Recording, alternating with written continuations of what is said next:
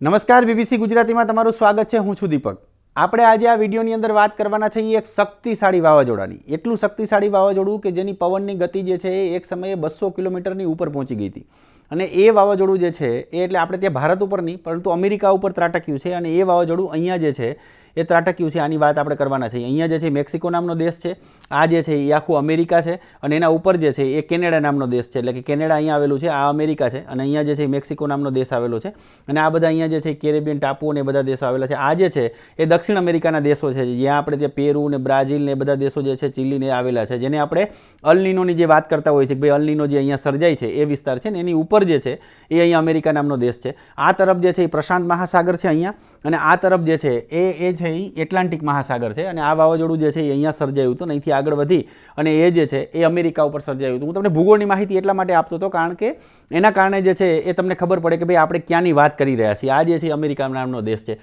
હવે આ વાવાઝોડું જે છે એ આપણે એની વાત જે કરીએ છીએ એ કેવી રીતે શું હતું એની સ્થિતિ આપણે એની થોડીક વાત કરી લઈએ અને પછી જે છે આપણે આગળ વધીશું, એનું હું તમને બતાવીશ પણ ખરો કે કેવું દેખાતું હતું શું છે એની પણ આપણે।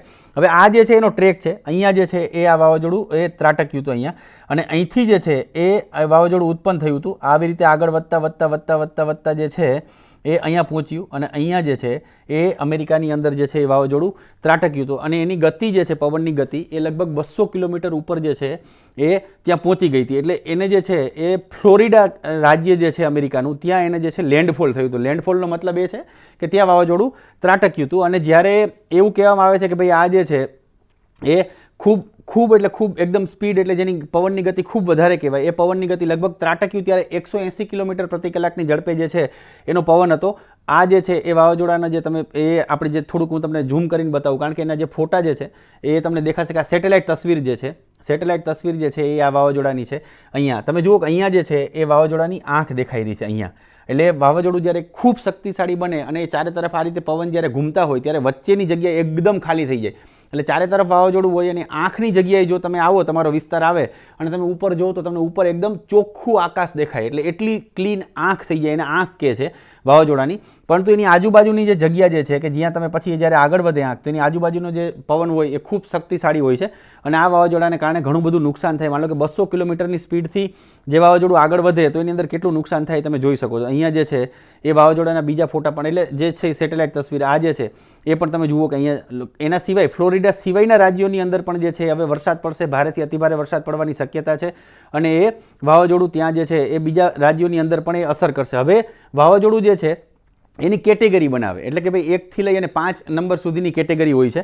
હવે એમાં કેટેગરી નંબર 1 જે સૌથી જે છે એ થોડું, એટલે આપણે એને આમ તો નબળું નહીં પણ એવું ઓછું નુકસાન કરે, બરાબર। કેટેગરી 1 જે છે એમાં જે છે એ નુકસાન ઓછું થાય એવી કેટેગરી હોય છે। પછી કેટેગરી 2 નંબર જે છે એ ખૂબ વધારે હોય, કેટેગરી 3 નંબર છે એ ખૂબ વધારે, કેટેગરી 4 જે છે એ ત્યારે થાય કે જ્યારે એની વાવાઝોડાની એટલે એની જે સ્પીડ જે છે એ લગભગ 200 કિલોમીટરથી ઉપર જતી રહે અને એને એટલે અત્યારે આ જે વાવાઝોડું જે છે એની જે ગતિ જે હતી એક સમયે 225 કિલોમીટર પ્રતિ કલાકની ઝડપે એમાં પવનની ગતિ થઈ ગઈ હતી, એટલે ખૂબ શક્તિશાળી વાવાઝોડું હતું।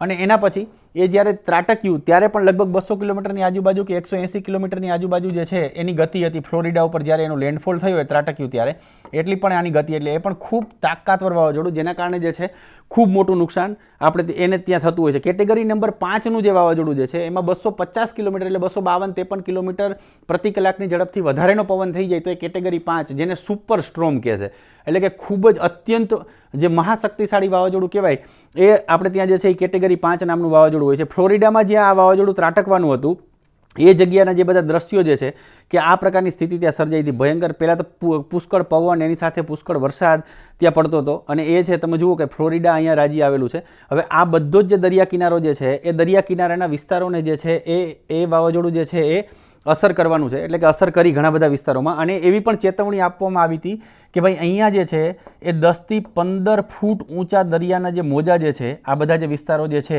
એમાં 10 થી 15 ફૂટ ઊંચા દરિયાના મોજા જે છે એ ઉછળવાની શક્યતા છે, એટલે મોજાની ઊંચાઈ જે છે એ 10 થી 15 ફૂટ થવાની શક્યતા હતી। એટલું તાકાતવર વાવાઝોડું, કારણ કે પવનની સાથે આખું દરિયાનું પાણી જે છે એ ઘણા બધા વિસ્તારોની અંદર ત્યાં ભરાઈ જાય, એટલે લોકોને ત્યાં જે છે એ શેલ્ટર હોમમાં લઈ જવા પડ્યા હતા। એટલે કે ત્યાંથી આપણે જેમ સ્થળાંતર કરીએ એમ અમેરિકામાં પણ લોકોનું સ્થળાંતર કરી અને એમને કોઈ એક જગ્યાએ લઈ જવામાં આવ્યા હતા કે જેથી કરીને ત્યાંય વાવાઝોડાથી બચી શકે. આ શેલ્ટર હોમ એટલે કે ત્યાં જે લઈ ગયા એ હાઈસ્કૂલના ફોટા છે કે હાઈસ્કૂલની અંદર આવી રીતે વ્યવસ્થા કરવામાં આવી હતી ને ત્યાં જે છે એ લોકો આપણે ત્યાં એ રહેતા હતા. એટલે આ જે સ્થિતિ જે છે એવી સ્થિતિ તે વાવાઝોડાને કારણે થઈ હતી અને એના કારણે જે છે ઘણું બધું નુકસાન, એટલે નુકસાન જે છે એની ખબર હવે આપણે ત્યાં આવનારા દિવસોની અંદર પડશે કે ભાઈ ખરેખર કેટલું મોટું નુકસાન ત્યાં થશે કે શું. બીજું કે અત્યારે જે છે એ એટલાન્ટિક મહાસાગર અને પ્રશાંત મહાસાગરની અંદર જે છે એ વાવાઝોડાનો આપણે ત્યાં જે છે એ અત્યારે એ સિઝન ચાલી રહી છે. એટલે અમેરિકાની આજુબાજુ એક હેલેન કરીને એ વાવાઝોડું છે, એક ઈસાક નામનું વાવાઝોડું અહીંયા દરિયામાં એટલાન્ટિક મહાસાગરમાં છે, એક વાવાઝોડું જે છે એટલે હજી બન્યું નથી પણ એ ટ્રોપિકલ ડિપ્રેશન છે, કદાચ વાવાઝોડામાં બની જાય. એટલે 3 વાવાઝોડા આ તરફ અને એક વાવાઝોડું આ તરફ છે અમેરિકાથી. એટલે તે મેક્સિકો દેશ ઉપર ત્રાટક્યું હતું જે જોન નામનું વાવાઝોડું છે. એટલે 4 વાવાઝોડા અમેરિકાની આસપાસ જે છે, પરંતુ બધા જ એને અસર કરે એમ નથી. પરંતુ આ જે હેલેન નામનું વાવાઝોડું જેની આપણે વાત કરીએ છીએ એ ખૂબ શક્તિશાળી વાવાઝોડું બની ગયું હતું. જોન નામનું વાવાઝોડું મેક્સિકો ઉપર ત્રાટક્યું, ફરી દરિયામાં ગયું અને ફરી મેક્સિકો ઉપર જશે એવી શક્યતા દેખાઈ રહી છે. એટલે આ વાવાઝોડું જે છે એની આપણે એટલા માટે, એટલે આમ કંઈ ભારતને એનાથી અસર નહીં થાય, આપણા વરસાદમાં, આપણે ત્યાં પવનમાં કે આપણે ત્યાં એનાથી કોઈ ફેરફાર પડવાનો નથી. આપણે અમેરિકા આપણાથી ખૂબ દૂર છે એટલે આપણે એની કોઈ અસર નથી થવાની. પરંતુ દુનિયામાં અત્યારે જે ઘટનાઓ બની રહી છે અથવા તો જે વાવાઝોડાઓ ખૂબ મજબૂત બની રહ્યા છે અને થોડીક વાર પછી, એટલે થોડાક જ દિવસોમાં, માન લો કે અહીંથી આટલું ટ્રાવેલ કરીને એટલે અહીંથી આટલે સુધી ગયું વાવાઝોડું, ખૂબ લાંબુ ટ્રાવેલ કર્યું હોય તો આપણે સમજી શકાય, પરંતુ અહીંથી જે છે એ આટલો જ એનો ટ્રેક હતો અને એની અંદર જે છે એ વાવાઝોડું ખૂબ એકદમ જે છે એ શક્તિશાળી બની ગયું. હવે આ બધા વિસ્તારોની અંદર જે છે એ વરસાદ પડવાની શક્યતા છે. આ તમામ વિસ્તારોની અંદર, જુદા જુદા વિસ્તારોની અંદર અમેરિકાના, એટલે 2-3 રાજ્યોને જે છે અમેરિકાના એ અસર કરશે એવી શક્યતા દેખાઈ રહી છે. વિડીયો તમને કેવો લાગ્યો ચોક્કસ જણાવજો, કોમેન્ટ કરજો અને વિડીયોને ખાસ તમે શેર કરી દેજો.